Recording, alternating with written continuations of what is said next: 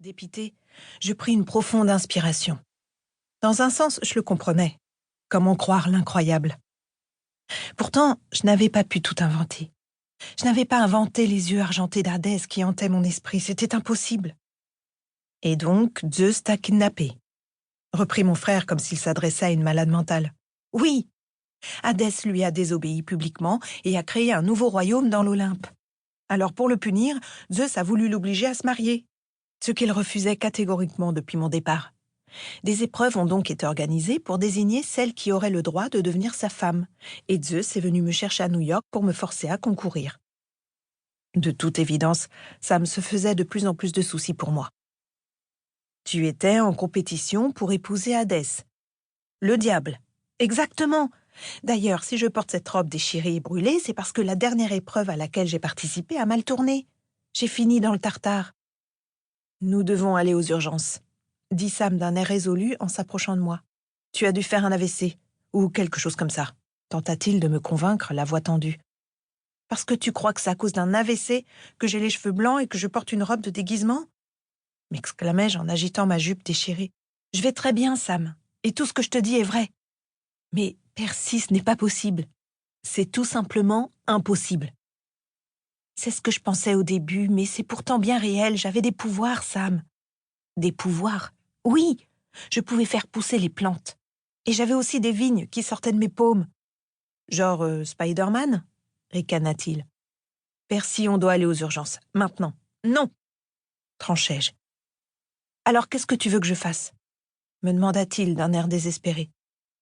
Je dois y retourner, murmurai-je. Sam ferma les yeux, visiblement déconcerté. Retourner où? Soupira-t-il en rouvrant les yeux. À l'endroit où tu as concouru pour épouser le diable? J'acquiesçai d'un signe de tête. Tu veux y retourner? Oui, affirmai-je. Aussitôt, une vague de soulagement s'empara de moi. Oui, je voulais y retourner. Je voulais retrouver Hadès. Je voulais être là où il était. J'en étais maintenant certaine. Mais très vite, le soulagement laissa place à l'effroi, tandis que je réalisais que j'étais bloquée à New York et que je n'avais aucun moyen de retourner vers Hadès. Je dois appeler maman, Percy. Tu ne vas pas bien, insista Sam en me rejoignant sur le lit et en passant son bras autour de moi. Sans prêter attention à son inquiétude, je levai les mains et fixai mes paumes, me concentrant autant que je le pouvais pour essayer de ressentir mes pouvoirs. Mais rien ne se passa. Sam, je ne me suis jamais sentie à ma place. Maintenant je sais pourquoi, murmurai-je. Peut-être que tu as inventé toute cette histoire avec le diable pour te sentir plus forte, suggéra-t-il doucement.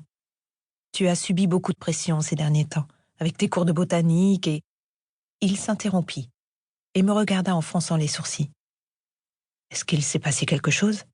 Quelqu'un t'a fait du mal? Non, je te promets, personne ne m'a fait de mal, le rassurai-je. Immédiatement, il se détendit. Mais, Sam, je suis plus forte.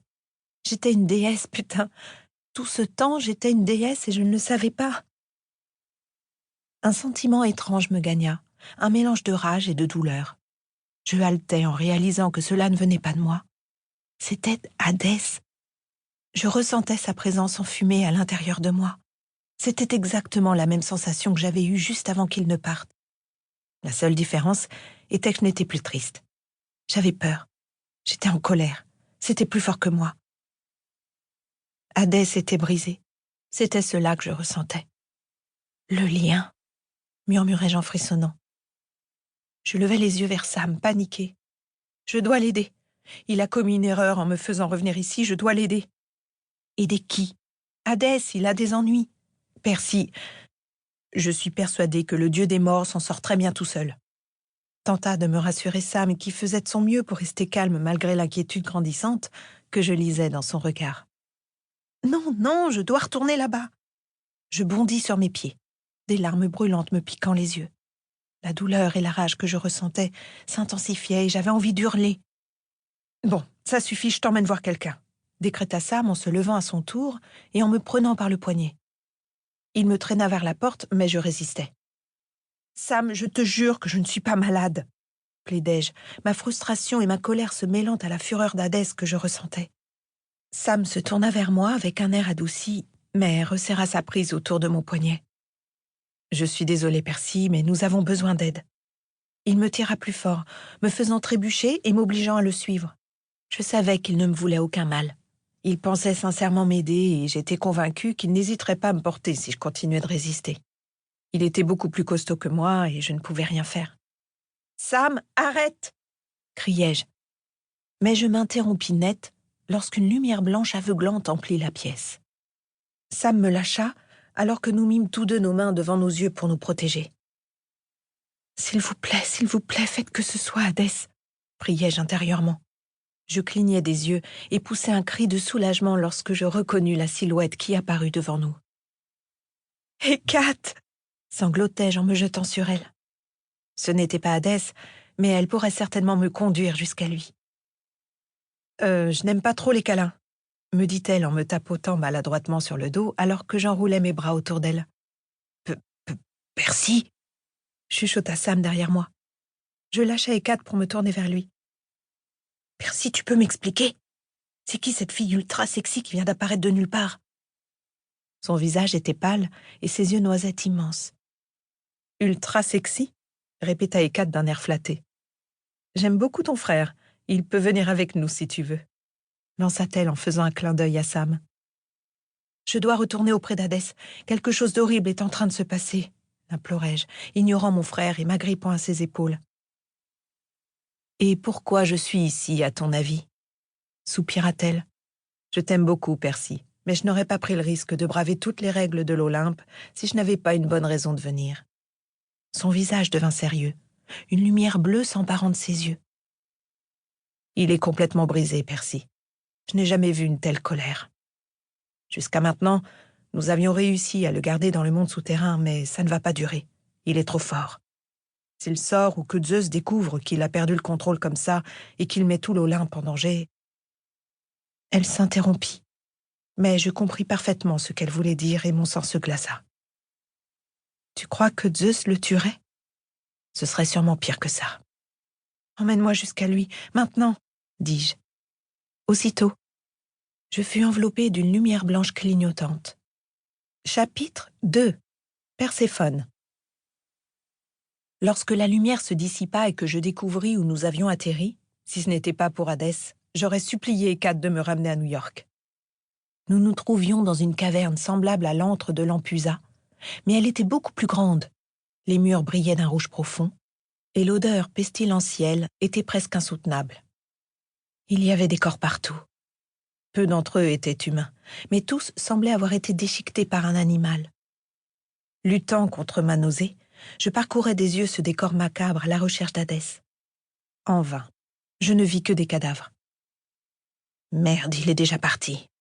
marmonna Hécate. Puis j'entendis quelqu'un vomir derrière moi et me retournai. Je faillis m'évanouir en découvrant mon frère en train de cracher ses tripes. « Sam !» Je me tournai immédiatement vers Hécate. « Et pourquoi est-ce que tu l'as amené ici, putain ?»« Je t'ai dit qu'il pouvait venir avec nous. Maintenant, tais-toi !» m'ordonna-t-elle, ses yeux devenant blancs et une lumière bleue crépitant autour d'elle. « Merde ! Il est presque à la porte du Tartare !» gémit-elle en nous prenant Sam et moi par la main, juste avant qu'une lumière blanche et clignotante nous enveloppe à nouveau.